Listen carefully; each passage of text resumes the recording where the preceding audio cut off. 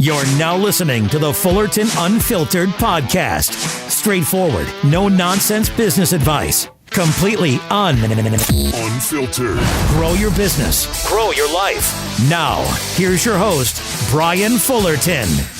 Hey, what's going on, guys? Welcome to another episode of the Fullerton Unfiltered podcast. It is your host, Brian Fullerton here, hanging with you guys, and good morning.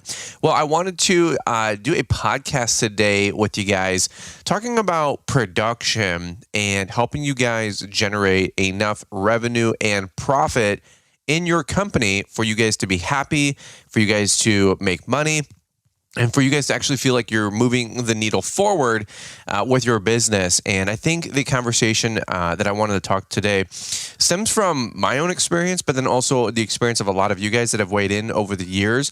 I've had a lot of examples where people call in and say, hey, I don't really feel like I'm making the money that I need to be, or I'm not really sure if my company is profitable, or I got to the end of the year and it says that we made money, but I don't have any cash on hand, or we just didn't hit the production numbers that I thought we were going to or projected to. And so I wanted to maybe break down just a couple thoughts there for you guys. It'll be obviously a short and sweet episode, which is probably key for 45 minutes, but it'll probably be a 25-minute podcast or something like that. But the reason I wanted to talk about this, like I said, is to help you guys make money. And I feel like there is some, we're just going to get into it. I feel like there's some maybe missed expectations when it comes to production, or maybe people thought it would be easier than it is, or easier than it looks, or some people make it out to be, or make it look, on social media or whatnot.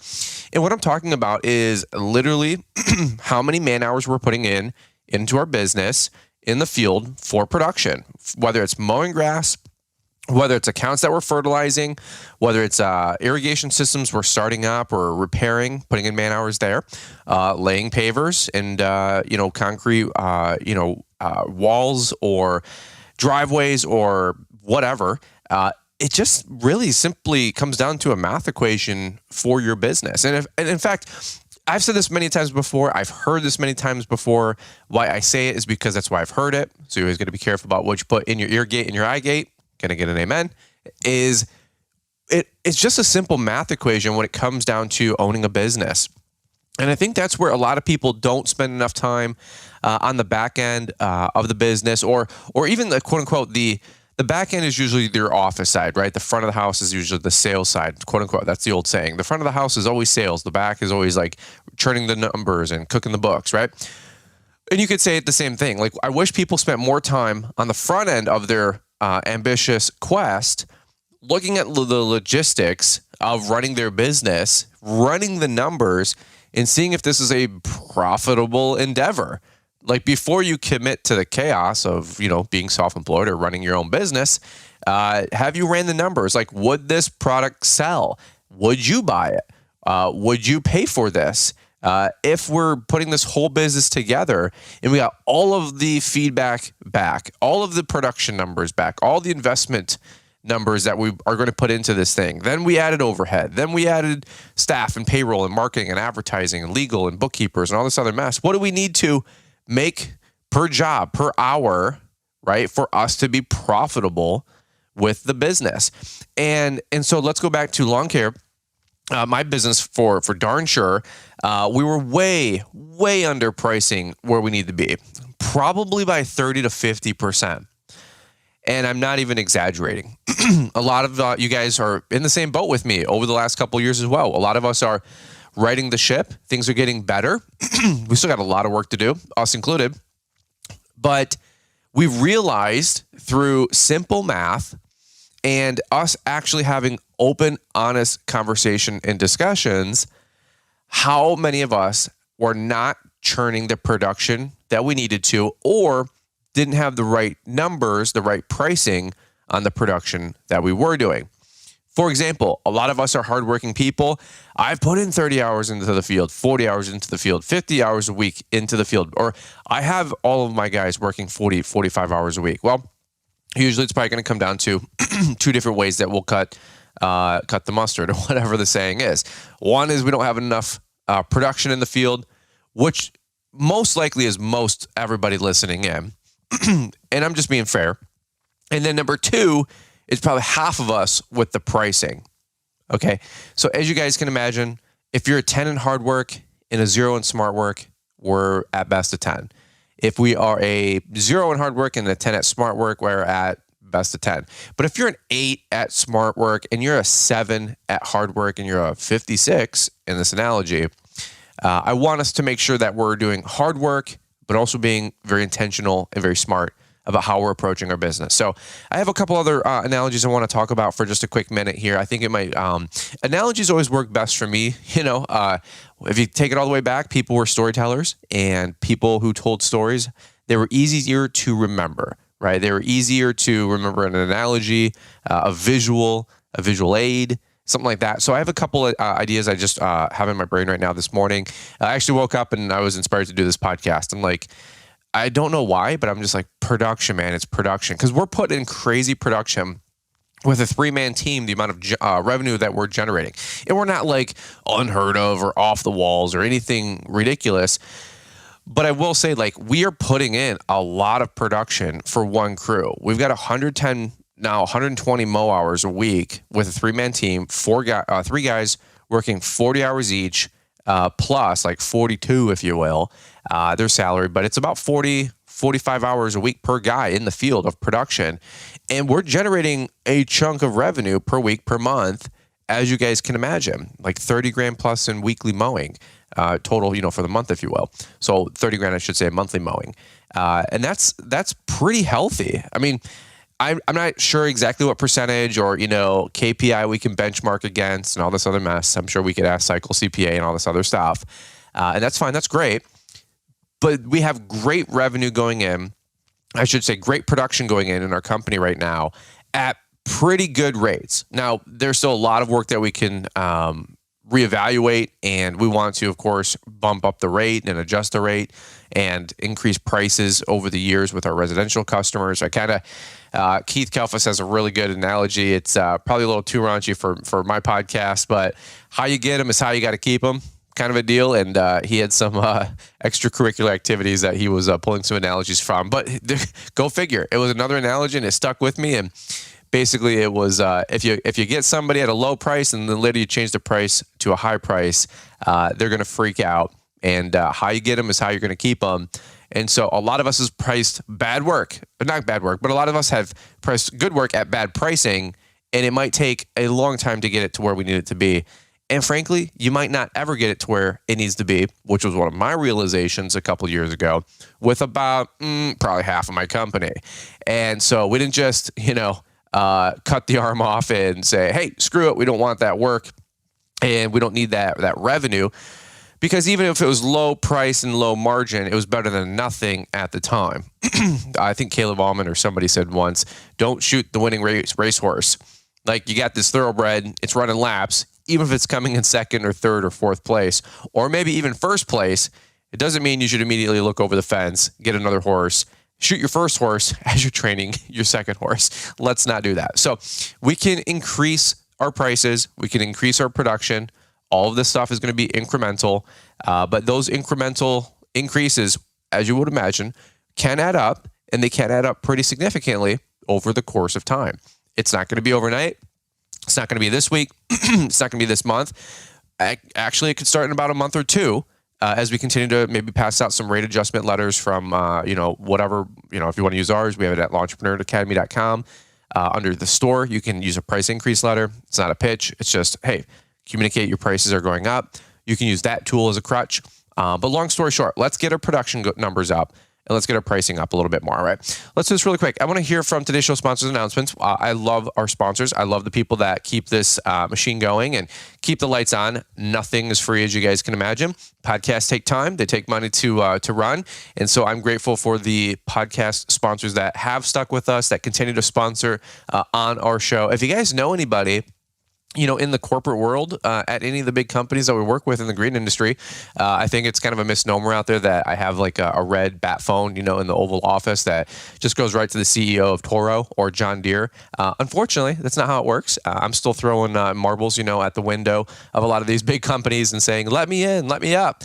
But if you guys got anybody that, wants to sponsor the show and get involved, probably a little bit more nominally priced than you would imagine to run a podcast at our size for the advertising rate, quote unquote, that we would charge, pass the message along. Say, hey, I can't believe you guys don't, sponsor the Fullerton Unfiltered podcast. Or I heard your ad on the Fullerton Unfiltered podcast. Thanks for the support, and thanks for letting Brian pour into us 3 days a week, Monday, Wednesday, Friday. We know we couldn't do it without you, i.e. Steel or the Husqvarnas or the X-Marks and the Ballard products, right? So make sure you guys give those guys high five if you happen to see them at a local trade show or, at a Quip Expo, all that fun stuff. All right, let's do this really quick. Let's hear from today's show sponsors. I got one or two quick analogies here, and then we'll wrap this thing up short and sweet today as we kind of walk into the weekend here. All right, guys, hang tight, and we'll come right on back. When it comes to running a lawn and landscape business, there's always something to worry about. Are my drivers and crews doing their job? Are my clients happy? Are my trucks and machines safe? How can I make more money? Where can I save some money? With GPS Track It, you don't have to worry about it, because our software gives you a level of clarity and control over your business that you've never had. From real-time vehicle and asset tracking and optimized routing to efficiency reports and more, reach your fullest business potential. Call 866-845-1410 or visit gpstrackit.com/BrianLM to get started. That phone number and special link are in the show description. GPS Track It. We look forward to seeing you guys down at Equip Expo 2023, October 17th through the 20th. Guys, don't forget to use promo code Brian to register and save your guys' self 50% all summer long. Get those tickets ASAP. And by the way, we do earn a little bit of a kickback, and that goes right into supporting the show, supporting the podcast, and the YouTube channel. So thank you guys so much in advance if you happen to use our code. And don't forget to register you and each individual that you got to bring for your team. You got to register each person separately. All right, guys. Well, let's jump right back into it here. Here's what I wanted to just give maybe a quick analogy or two and just talk about some things and maybe just bring some things into perspective, some observations that I've had. Something that was really helpful for me as we talk about increasing our pricing and increasing our production is somebody said this a while ago. It might have even been Kalfas, but it was, and this isn't exactly like X's and O's, but just get the concept is, you have to turn revenue and turn production and make money for kind of like three different parts of your business. Number one is for the actual company to make money. So of course we're trying to turn revenue, top line revenue, and you made $100,000 a year, $500,000 a year, $1 million in revenue. That's great. That's awesome. Through that, there's half of that's probably going to be overhead, if not more. And that's fine. And so number one, you're trying to make money for the company. The company has to become profitable. And then they say true net profit is after all the salaries and all the extra stuff comes off. So you have the gross profit from a job or a mow, but then you have the net profit after all the additional expenses are calculated in for the company overhead. So for example, you do a mulch job, it's $1,000, you have $400 of mulch, $250 in labor, whatever it might be.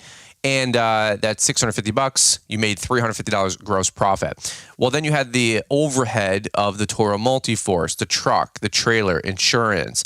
We could list 100 different things, right? So then when you really look at the fact that you have another 25% on top of that number, that $300 or whatever, $350 in gross profit, and now has to get factored out by another 25%, let's say. And so you're down to, I'm not really good here at mental math, but let's say you're down to $250, right? You had to take $75 additionally out to run the business out of that job. Okay, so now you're only down to $250 in true net profit. By the way, that $250 that's left over in different ways and shapes and forms, it'll get paid out to you, whether through salaries or, profit or distributions, or you do an owner's draw. It depends on how your company is set up.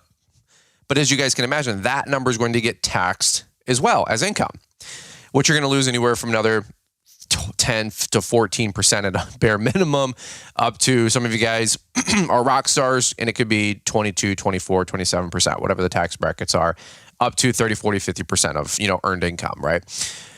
talk to a tax planning professional, a CPA, and a bookkeeper to help you navigate some of those waters. How you receive that income is incredibly important, okay? It's between salaries and distributions and some other different ways you can classify things and schedule things, okay?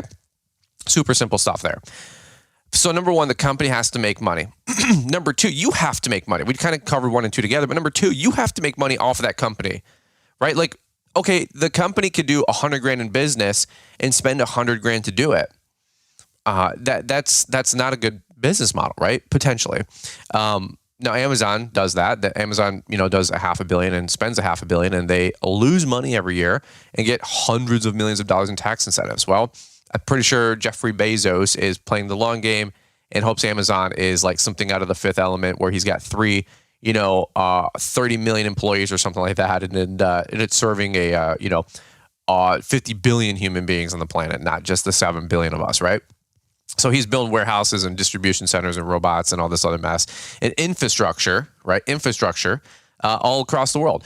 Frankly, that's kind of where my companies are at right now. We're not trying to suck an obscene amount of profit out of them. We're not trying to vacuum clean them. We have, because we need a large capital down payment for the home that we're building, because there's a nicer home and new construction, whether you like it or not, you got to put 20% down. Now, ironically enough, if I went to the exact same priced home and I want to go put 3% down or 3.5% down, and that's fine if you did that. I don't care. I'm just saying, all of a sudden you build new construction, and they're like, we require 20% down. You're a risk. And I'm like, well, I'm borrowing more than the average person that's building a $350,000 home.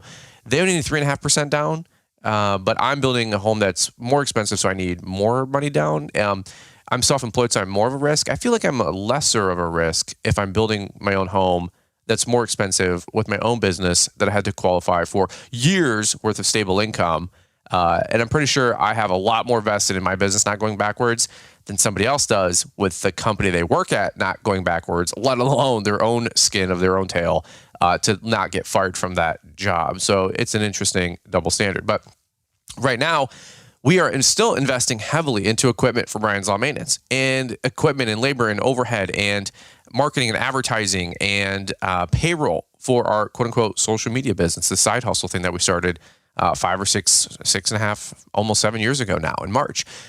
So we're still reinvesting a ton into the business ourselves, but the company has to generate revenue. It has to create a profit, and the company profit is not your profit. Like, that's something that I think a lot of people are confused. Like, if the company did $100,000 and you had $80,000 of expense, the company had $20,000 in profit left over. Now, you can pay yourself a percentage of that through payroll, through distributions, like we were just talking about. But the company, number one, let's just say in theory, should be making money. Number two, then you should be able to make money out of that company. Well, in an analogy, if you had $100,000 of revenue and $80,000 of expenses, and the company had $20,000 left over, and you left $10,000 in retained earnings, and you paid yourself $10,000, obviously not the best, but it's a start. If you did that per $100,000, it's not awful. If you get $300,000, $400,000, $500,000 coming in, that's a great start. But as you guys can imagine, we don't have a ton of profit. This is number three. Number three, and this was one that I think I got from Calfus, but it just helped me tweak my mind a little bit, was, do we have enough margin or profit or production left over for future growth?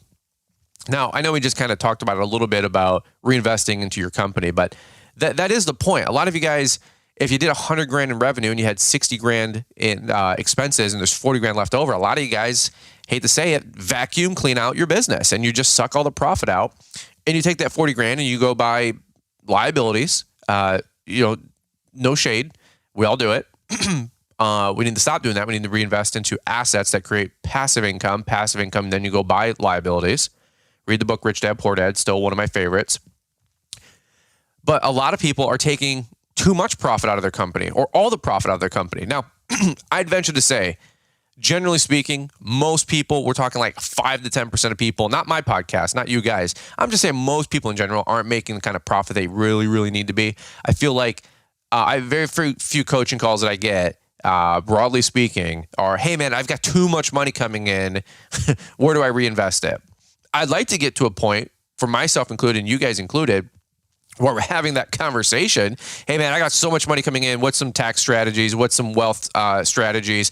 What's some ways we can reinvest this revenue and this income and this profit and be able to grow, this massive goose that lays the golden egg. I like to have more coaching calls and conversations like that. That's what I'm trying to do in this last 12, 18 months as my income continues to grow. Those are more fun conversations as, hey, how are we reinvesting to build wealth, right? Those are the fun conversations. But a lot of people are pulling money out of their company unnecessarily. Maybe you're buying too big of a truck, too nice of a truck, too big of a mower, too nice of a mower, too big of a shop, too nice of a shop. Maybe you're buying things when you could be really just be renting. And maybe some of you guys are renting too much and you should be buying. To be fair, it works both ways. But you have to the company has to make money. You have to make money. And then you also have to have enough money left over to reinvest for future growth, right? So many people, I've heard somebody say, how many apples or how many seeds are in an apple? And you can say 10, but then you can say how many apples are in a seed?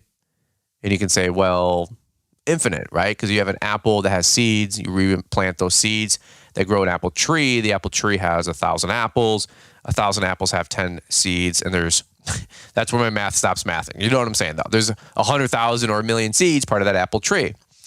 But so many people just eat the apple. They eat the apple and they don't reinvest, right? Or plant those 10 apple seeds, or 7 of the apple seeds, or 5 of the apple seeds, or 2 of the apple seeds, however many apple seeds are in an apple.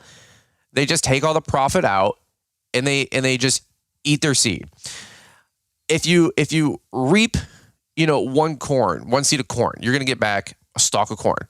If you do that, you're going to get a couple of ears or whatever it is. I have no idea about farming, okay? But I'm just saying, catch the analogy. You sow that and you get an acre of corn. You take that and you reinvest and you resow that corn, that seed, that offspring, whatever, and you resow that and you get 1,000 acres, right? And then you take that, so on and so forth. That's sowing and reaping. That's just reinvesting, right?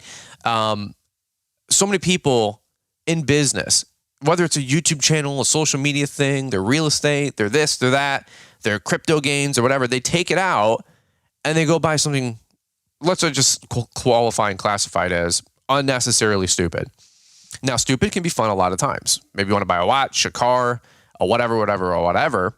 That's fine. That's cool. I get it. I've done it. You've done it. That's fine. That's awesome. There's a time and a place.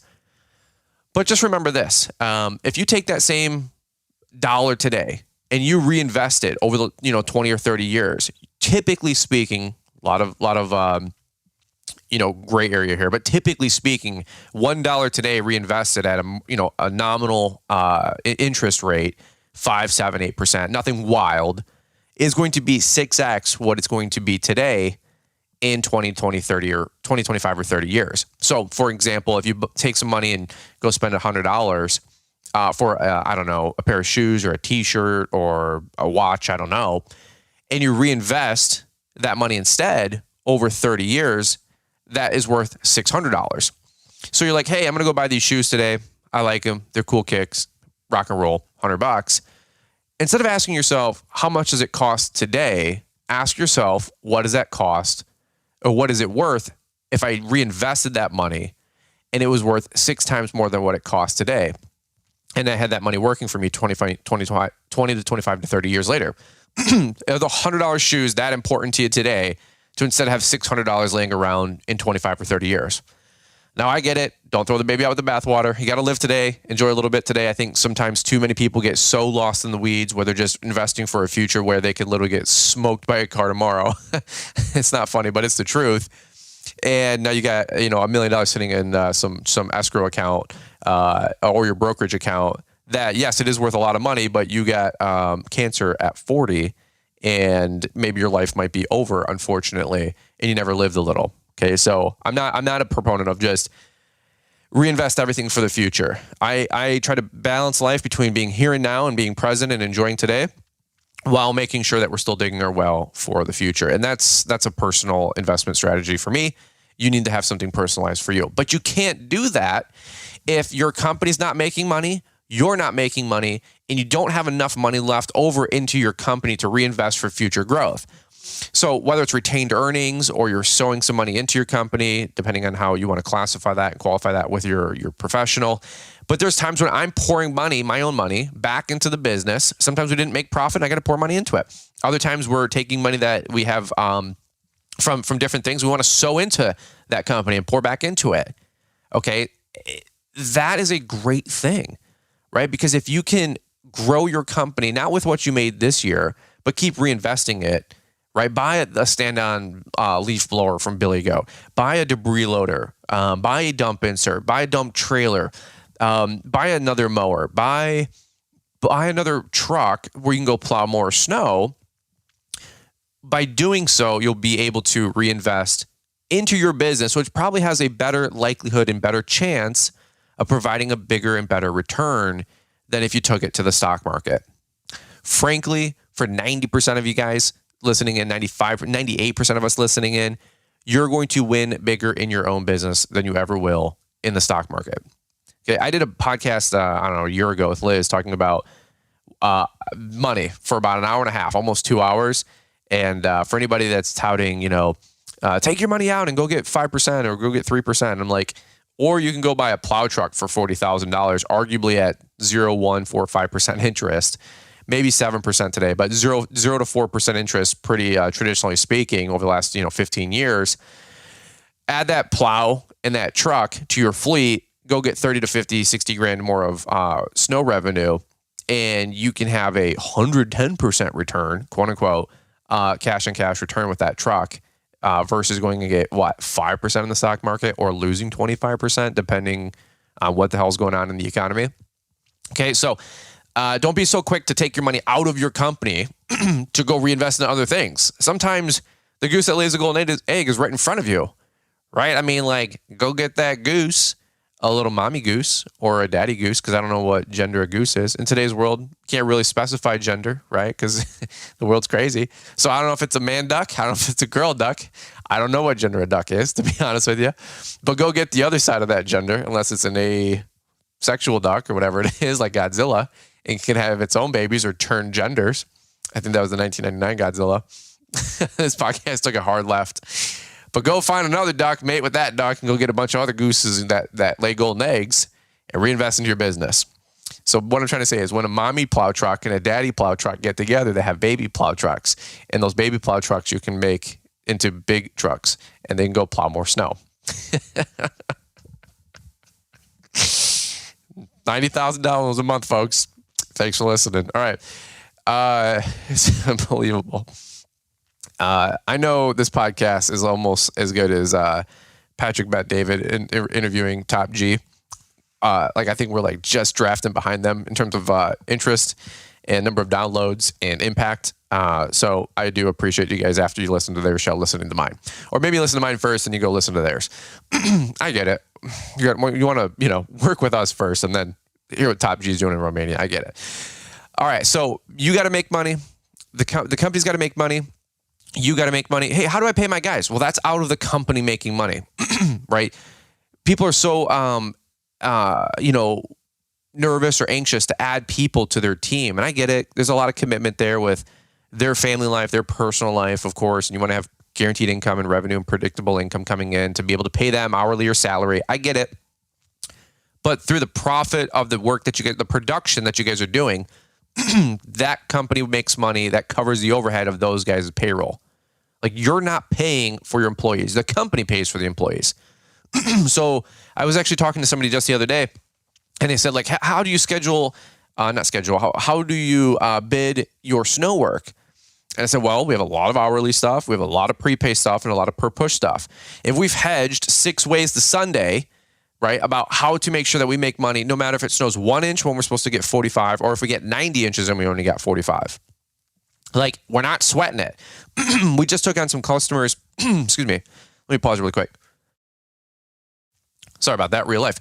We just took on some new clients, and the mow price is fair. It's not perfect. It's at where it needs to be, but I'm no longer bidding at work at where it needs to be. I'm definitely pretentious and bougie enough to not need it. And that is a quick thing I've been telling a lot of people. Don't bid work as if you need it. Don't bid work at the fair price. Bid the work as if you don't need it. Play hard to get. Watch you get it anyway. And then you'll actually enjoy doing the work. And then you'll actually enjoy the price. And the price that you didn't want to get the job anyway, so you bid it at some ridiculous price. The ridiculous price is honestly probably where you needed to be anyway. And I'm not talking top down. I'm talking practically speaking. I know how a lot of you guys think. It's how I thought. That's why we all relate to so well together. I'm just talking from practical experience.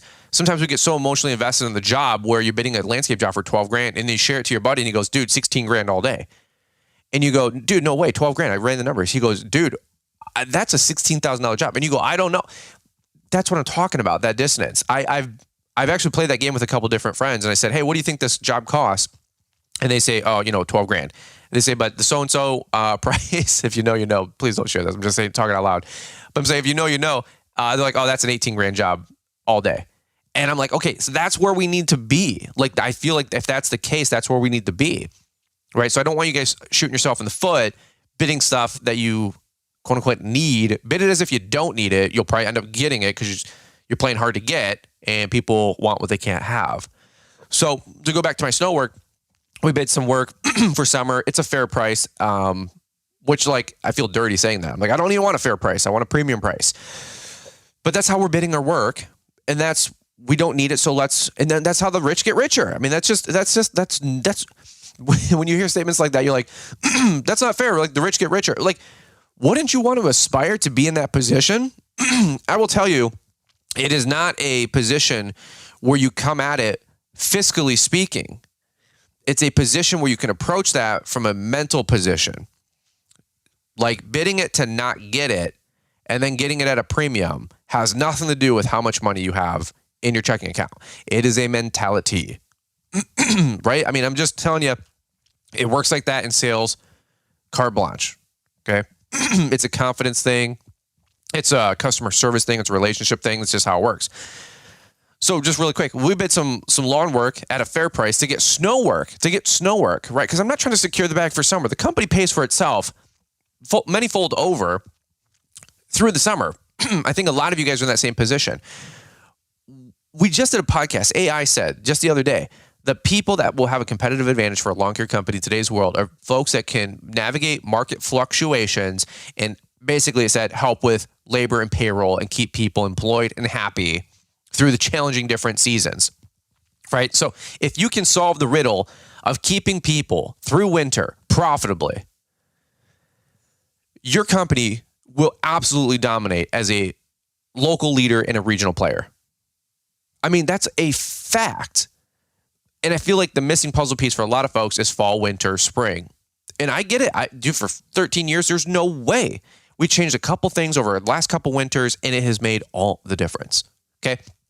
So I didn't bid the couple sites that we picked up for the lawn. It's a fair price. It's fine. Like we're covering our overhead. We're making, we're skimming our, 10, 20% margin on the lawn work. Fantastic. What I got it for was the snow because we committed to keep Ryan on full time for winter. So now I'm thinking I got a chunk of payroll. I got to make sure that I take care of through winter, right? So some of you guys, we say you grow, then you hire, or you hire, then you grow. We were kind of doing both anyway. We're 60%, maybe if you will, in this example of we hired and then grew. But now that I'm like, okay, we're committing, we need to grow more to make sure that we can cover the overhead of this through winter. Now the margin is already there. That's why I committed. But just because that the margin is there for a company to take care of somebody through winter doesn't mean I get to rest because I'm no longer hungry. No, we need to make sure that we have the 20, 30, 40% extra revenue coming in on top of what we're already going to pay that person. Like I'm not just going to take a profitability hit to keep somebody employed. That's not how it works. We're going to take on more work to cover the overhead of that person and make additional revenue and profit on that hire. It's very simple, very simple. So when people are like, hey, can I come on full time? Can we commit? Sure, no problem. But we need to get 2 to 4 more commercial sites, whether it's per push or prepay or flat rate monthly. It's up to you. We are trying to navigate a lot of our clientele to flat rate monthly. Well, Fullerton, that's easy for you to say. You have customers that get flat rate monthly. That's what nobody calls and says they want to have a standard $650, $1,650, $2,650, $4,500 flat rate monthly snow invoice. Nobody calls for that. What we do is we solve problems. We solve liability issues and we solve accessibility issues. You want your business open, you want no slip and falls, call Fullerton, we'll take care of you. So yes, you have the exact same opportunity, but your product that you're selling and my product that we're selling are entirely different. Well, I can't get people to switch. Yes, you can. Number one, change your words. Number two, change your belief. Number three, change your actions with what you're communicating to those people. Okay, it's not that hard. It's not that hard. But what is really exciting is when you can navigate prepays, good pricing per push, or flat rate monthly rates, or whatever it is, and you get good clientele, then you're able to navigate those seasonal challenges, those employment challenges, right, and have profitable work through the winter season. Okay, so, and that goes back to the company makes money, you make money, and you have margin left over to reinvest for another plow truck, a new plow, a Toro Grandstand Multi-Force with a snow blade, a Snow Raider, a Mammoth, the Mag, the whatever, right? Keep reinvesting into your company all seasons. We're still doing that with our company every single day. We're eyeballing another plow truck right now. We're not made of money, but I'm like, okay, I can take 10, 20, 30, 50 grand out of the company and go put it somewhere else. Or we can reinvest in the business, keep people employed, have more solid, stable labor force for our company, our little Mickey Mouse company. Or we could reinvest into other equipment for the summer, or a shop that provides the opportunity for us to get production out of the labor that I'm already paying anyway through winter by having the guys paint stuff, do oil changes, power wash, clean stuff, prep stuff, sharpen all of our lawnmower blades. Like, this stuff takes time, and it's a great time during the winter to be able to do a lot of that. But if you're already paying salaries and you can't get your people, quote unquote, in because you don't have a shop or a facility, which is my case for many years, I'm not going to be like, hey, Rob, go open up the storage locker. It's 12 degrees out and go sharpen 40 lawnmower blades. Yes, you can do that. Good luck trying to keep people long-term doing stuff like that, as you guys can imagine. So for us, we want to invest in a shop, a small pole barn. That would be great. That would be the great next step for us. We're not building an almond-sized shop. One, I don't have the money. Two, we don't have the company to support it. But three, we can build something that's a third the size, that's on my pay grade. I'm not in competition with my friends. I'm not in competition with other companies that I see out there. I'm not buying or building what Andy Mulder is doing. I don't need a shop or facility that the Almonds built. I need something in between. I'm a tweener. Now, if I had $1 million plus company and some great cash on hand or some great interest rates available to me, maybe I would build something like them. But I don't need that right now. Right? I'm not going to get lost in the weeds trying to build something as grandiose as what they built. That's what they needed at the time. And obviously for room to grow into, which is awesome and great for them. Okay, so one last thing I want to say is, this podcast went way longer than I thought. One last thing I wanted to say is keep a war chest on hand. I was explaining this to Liz the other day, and she goes, what's a war chest? And I said, well, it's like a kitty. It's like money you can pull from. I said, it's equity you can pull from. So typically if you're going to war, you have a war chest and or you're raising money for your war chest. So for example, I was listening to my boy, Ben Shapiro, the Daily Wire. Hate him or like him, I don't give a crap. But he's really somebody that I enjoy listening to. I don't share all the exact same beliefs or opinions that obviously you can imagine. But I get a lot of great content from them. There's, Morning Wire. That's just my political belief. You have yours. I respect yours. Respect mine. Okay. That's just how it works. Let's have a civilized society. But he was saying, Ron DeSantis, hate him or love him, don't care. Again, Ron DeSantis is more likely going to be the nominee. I don't know what's going on with Trump and the political environment. Oh my God, another podcast for another time. It's just wild stuff. It's above my pay grade for commentary, but it's just ridiculous, man. The political scene right now in the United States. But somebody was saying on the podcast, one of the shows I was listening to, whatever it was, or Matt Walsh, I don't even know, but they had Ron DeSantis had like $150 or $200 million war chest to buy TV, radio, print ads, right? To hire canvassers that go like door to door, door knocking, right? And harvesting ballots, whatever you guys call it. I mean, dude, staff for hotel rooms and food and taking the campaign on tour and on the road and tour buses, like that stuff costs money. They say like, somebody said like, it's an interesting situation in life when it costs $1 billion to earn a position that makes $500,000 a year. I heard that a long time ago. Maybe I butchered it. Maybe you guys have heard something like that, but it's like, it's an interesting thing in life when you're spending $1 billion, like to run a political campaign, $1 billion to become elected president for a position that pays, whatever, $500,000 a year or whatever it is. So obviously there's more to that. And I'm not even going to go down the whole rabbit hole where my thought process is going on all that right now. But my point is, have a war chest. Ron DeSantis, for example, had like $200 million war chest. Just like your company, have a war chest. Have some cash on hand, right? Like, yes, the company has to make money. Yes, you have to make money. And yes, we have to have money left over to reinvest. But that is kind of my point is number 3. Like, don't just suck all that money out of your company. You're like, oh, we had a great year, a banging year. I'm going to take 50 grand out and go buy a Ford Mustang GT. Dude, I love that. If you go buy one, fantastic. Call me, pick me up. Let's go do donuts. And hopefully not hit some light poles. But what happens the year you had a banger year, the following winter you have no snow, like my friends in Ohio and Pennsylvania, and you're burning through cash like you never would have imagined.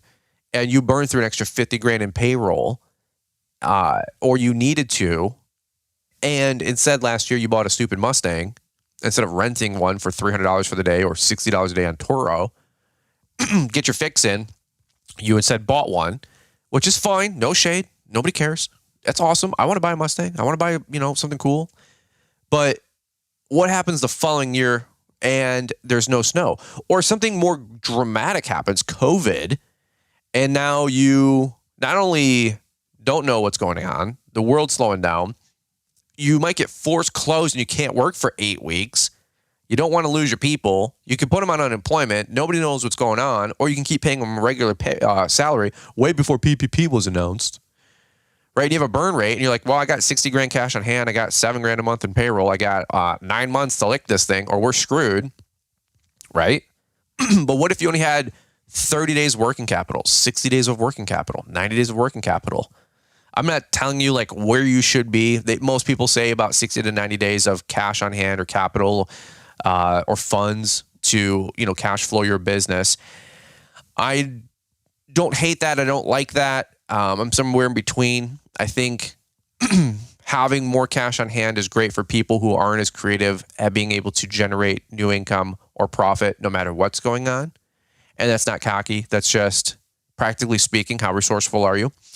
If you are more risk averse, more conservative, younger in business, less networked, etc., you might want to have more cash on hand, right? Some people have a $1,000 savings account. Some people have no savings account. Some people have a $500,000 savings account on a 50 grand annual income. It's like, it just depends what your risk tolerance is, what you and the wifey or you and your business partner decide. But have something on hand. And you can't get something on hand, you can't have surplus if you haven't paid yourself and if the company hasn't made profit. And the company hasn't made profit if you haven't had good pricing or good production. And frankly, 50% of y'all don't put enough, 80% of you guys don't put enough production into your company. 50% of y'all need to reevaluate your pricing. And I'm not coming down, dropping the hammer, or being mean. I'm telling you, that's what I know is the case after hundreds of coaching calls, 50 thousands of comments on YouTube, and the relatableness of my life and my business, I feel like the parallel to so many of you guys listening in, that's what changed our company. We were always putting in decent production. We had horrid pricing. We got our pricing up and up and up, and we did continue to put in more production. But I see guys all the time, they're done at 2:00 or they're done at 3:00 or it's drought right now, or it's too dry or too hot. So I'm done for the day at 2:00. And they're like, well, man, I worked my business this week. I've crushed it. And I'm like, awesome. How many production hours did you put into the business? Oh man, I worked like a slave. Awesome. I was bidding quotes at till 1 a.m., Brian. You don't know. Like, I was up at 5 a.m. bidding this stuff. I'm like, dude, that's all fine work, but that's not production. Hate to be the bearer of bad news. Maybe nobody told you. Doing a bid at 9:00 at night isn't making you money.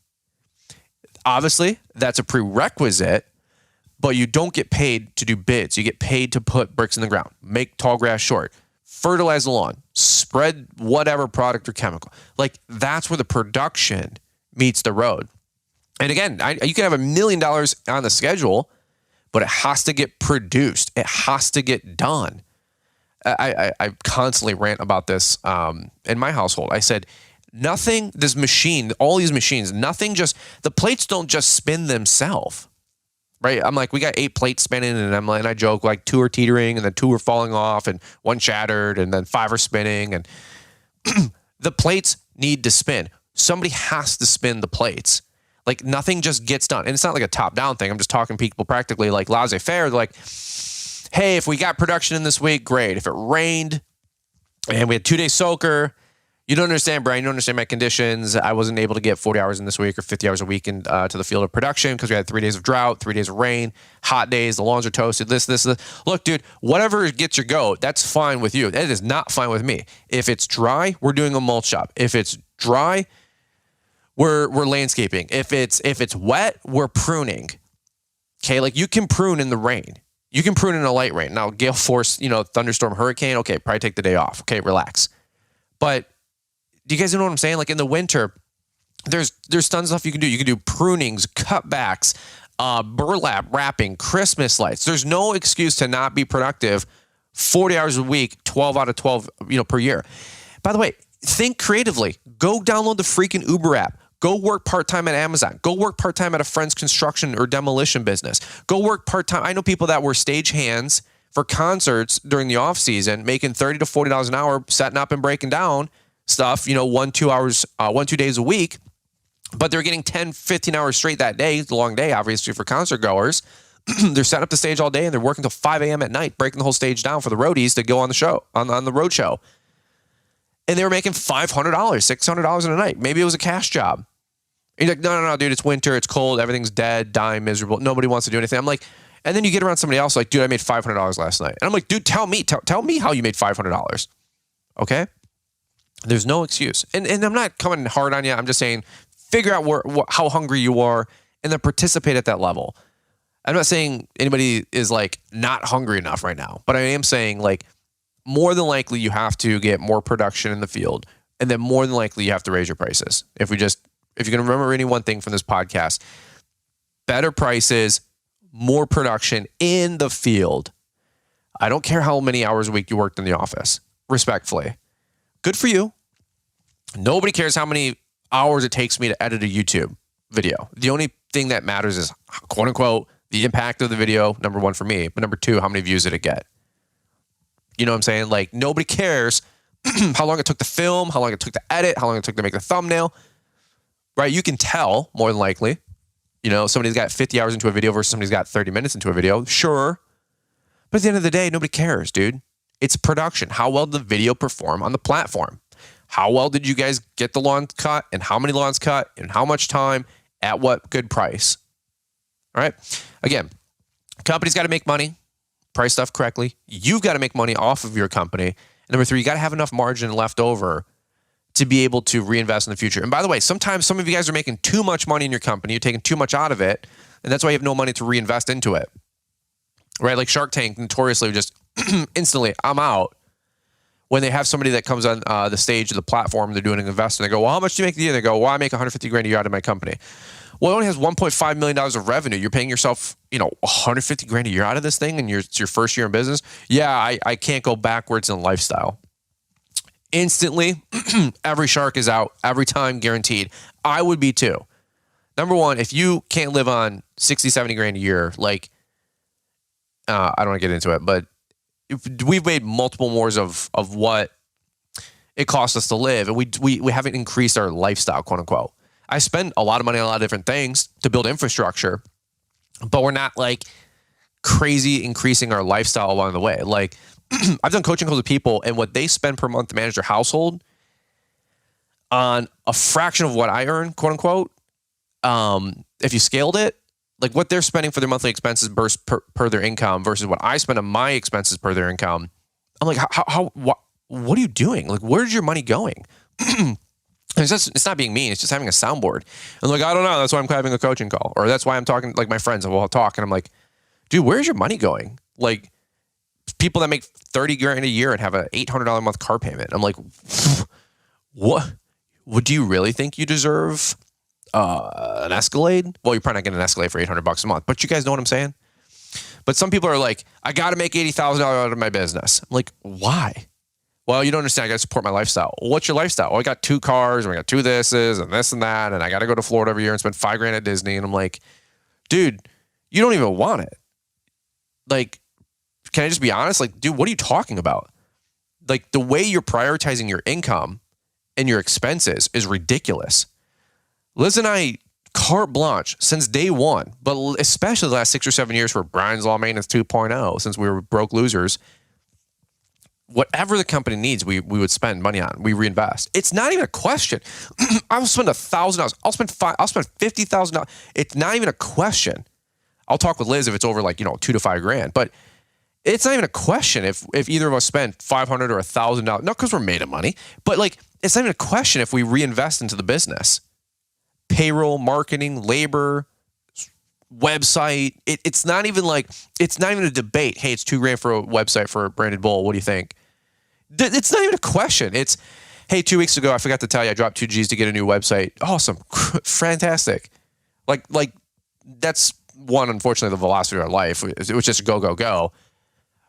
But we're not like, I can't believe you spent $2,000, because if we would have paid that out to ourselves and we would have got $1,000 or $600 or $500, quote unquote, like actual after tax, after profit, after everything, you spent $2,000 on a website. I could have had $500. We could have went and shopped at Nordstrom and got new clothes, bro. That's never. I wear Amazon Basics and Amazon Essential T-shirts and clothing. You're out of your freaking mind. And I got other people I'm watching, and they're driving nicer cars and have nicer clothes and all this other stuff. And I'm like, what are you doing? What are you doing?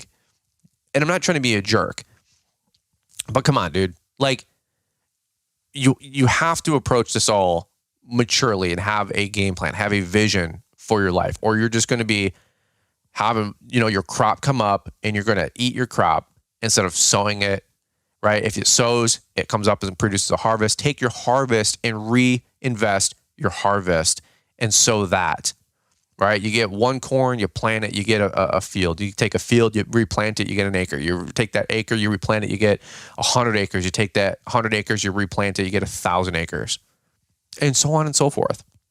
And then when you have so much access and so much opulence and so much margin and so much profit and so much stuff laying around of extra that you're like, I'm pretty sure it's okay if I go buy XYZ doodad. Whether you finance it or pay cash, that's up to you. But you know what I'm saying? Like, it's not like, hey, how can I afford this? How can I justify this? It's, man, I could buy that and it wouldn't even be a dent. If you're trying to like justify things, and I've been there, like I justified the hell out of my first truck, my big truck, my red truck. But I was like, I know this is the right course for our company. I had to justify it to the banker because we were broke. If you're justifying things, you probably don't need it, to be frank. Like, I need to get this watch. I need to get these shoes, this clothes, this car. Probably not. Like, buy your car, get unemotionally attached from it. Right? Like, go look at something, go to lunch, come back, see if you still want it. Or give it 72 hours. That's what Liz and I always do. Do we want that? Yeah. Let's come back in a couple days. Sure. Or a couple weeks. Liz and I, dude, we don't buy anything without thinking about it for like 6 to 12 months. Like anything. Like a watch. I'm not like, man, I'm going to go buy that watch. It's I've never walked into something I'm like, actually one time I did do that, but I was with another friend and he was buying a watch. So I bought a watch, and that was a really stupid day. But dude, like that's like the only time I've ever like, I don't know what you call it, flexed, or like not flexed, but just was like, yeah, dude, let's ball. I'm not that guy. I literally am not. I'm not. I just don't do that. That doesn't work for me. I'm very calculated. I like to plan. I like to think ahead. Think not only today, but you buy that watch for $5,000. Is it worth $30,000 25, 30 years from now? Right? You buy that Starbucks at $6 today, but is that coffee really worth $30? Right? Because that's what that money is worth to you in the future. Now, maybe yes. Sometimes you can get a tall caramel frappuccino, extra caramel drizzle. That thing's the bomb, right?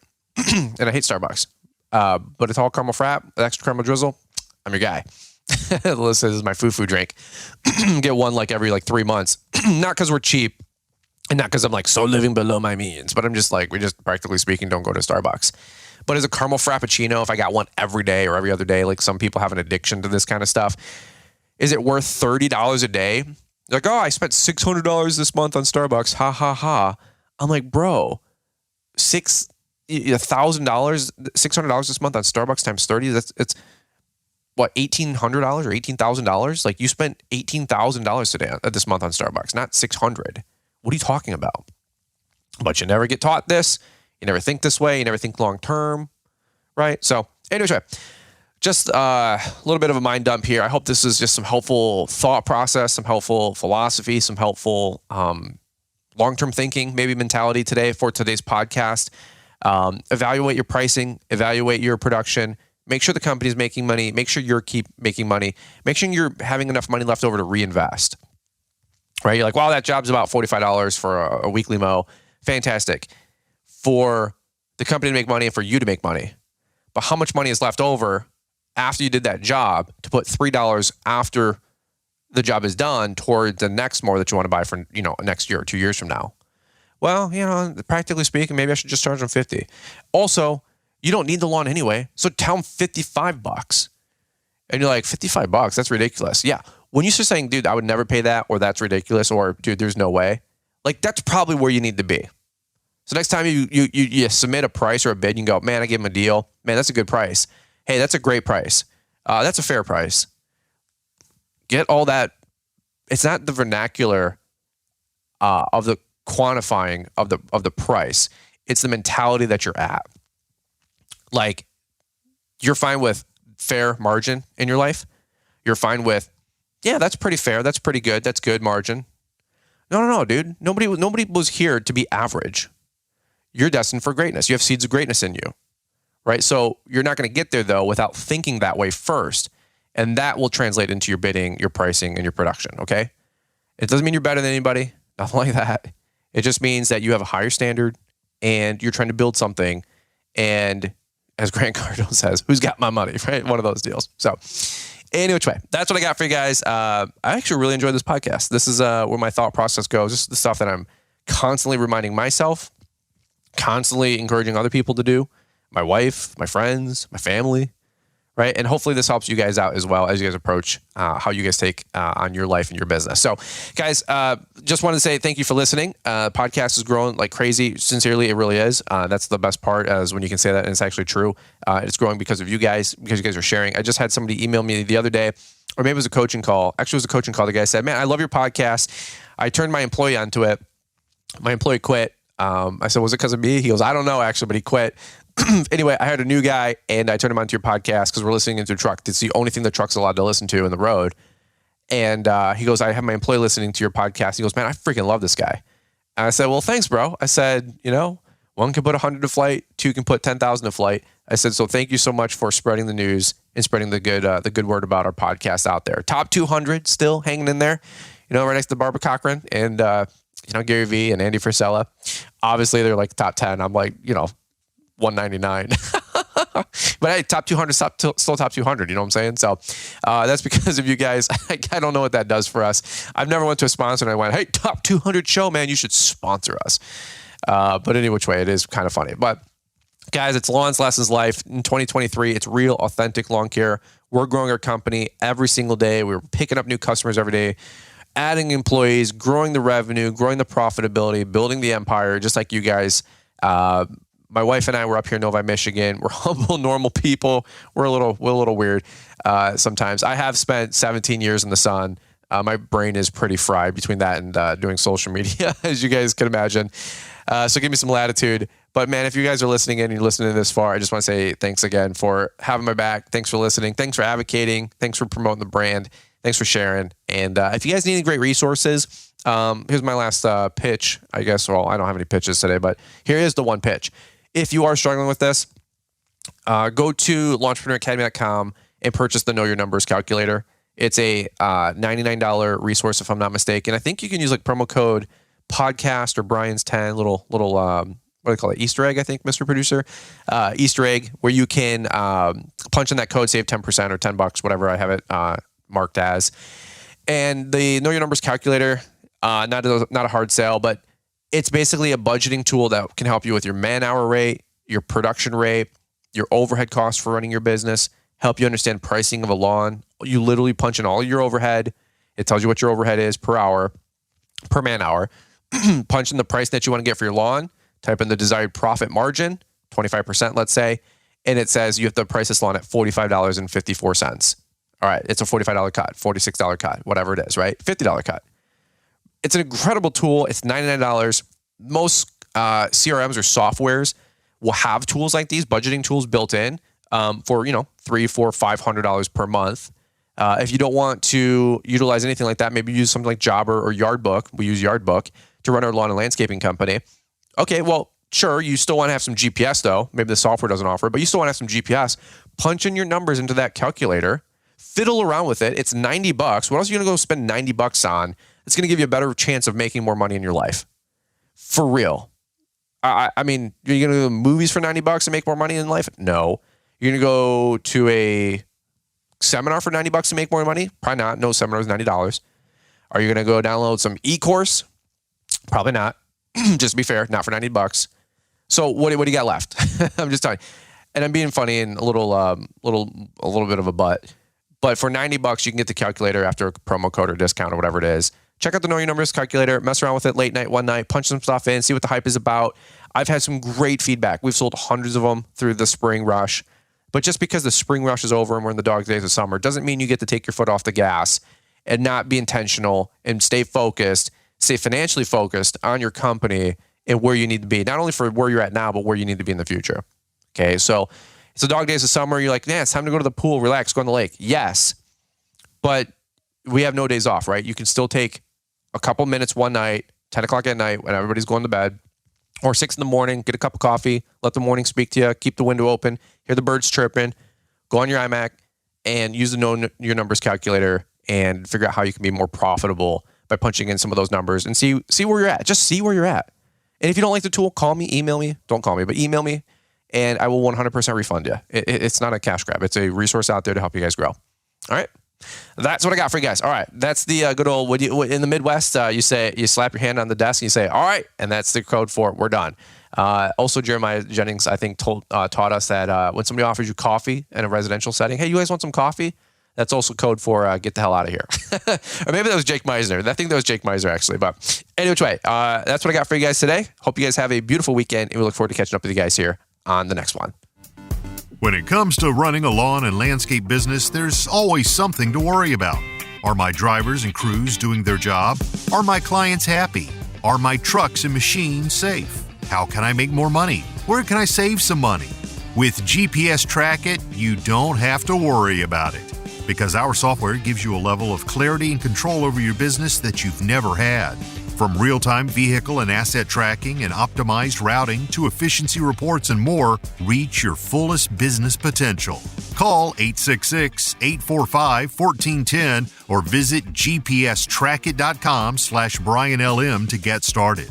That phone number and special link are in the show description. GPS Track It. Hi, I'm Mr. Producer, and one more thing. If you're looking to stay up to date with the latest trends and insights in the world of lawn care, then you need our free email newsletter. It's delivered 3 times a week and includes a Monday motivational to kick off your week, a Wednesday what's new to keep you informed, and a Friday weekly recap of all the content we put out. Join our mailing list to stay connected to the world of lawn care and get exclusive access to the latest and greatest from Fullerton Unfiltered and Brian's Lawn Maintenance. Don't miss out on this opportunity to stay ahead of the curve and elevate your lawn care game. Sign up now with the link we've provided in the show description. Thanks for taking the time to listen to the Fullerton Unfiltered podcast with Brian Fullerton. We hope you enjoyed this production. If so, please consider leaving us a 5-star review for the show. While the techniques and ideas presented here are designed to help you grow a more successful and profitable business, no one can guarantee these results for you. We want to emphasize that entrepreneurship is not easy, and the ideas presented here are just the opinions of Brian Fullerton and his respective guests. No one can guarantee success for you. That being said, we hope the ideas presented here help you and motivate you to go on out there and crush it with your own business. Fullerton Unfiltered Podcast. Thanks for listening, and we hope to see you on the next episode. This has been a Brian Fullerton and Mr. Producer production.